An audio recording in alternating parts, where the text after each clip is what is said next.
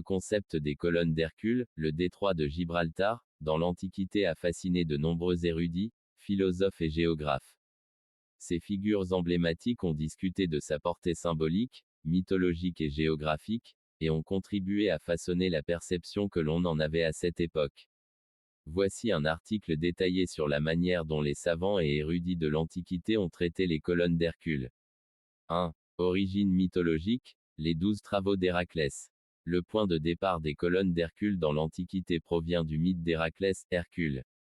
L'histoire raconte qu'Héraclès, dans l'un de ses 12 travaux, avait pour mission de capturer les bœufs de Gérion, un roi géant qui vivait à l'extrémité occidentale du monde connu, près de l'océan Atlantique. Sur son chemin, Héraclès aurait marqué cette frontière ultime du monde en érigeant 2 colonnes, une de chaque côté du détroit de Gibraltar, séparant l'Europe de l'Afrique et la Méditerranée de l'Atlantique. Ces colonnes sont donc devenues un symbole de la fin du monde connu pour les Grecs et les Romains. Le concept de frontière géographique et mythologique entre la civilisation méditerranéenne et les terres inexplorées, souvent associées à des dangers inconnus, a inspiré les anciens érudits.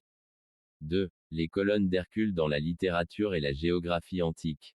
Hérodote, 5e siècle AV. J.C. Hérodote, souvent appelé le père de l'histoire, est l'un des premiers érudits à mentionner les colonnes d'Hercule.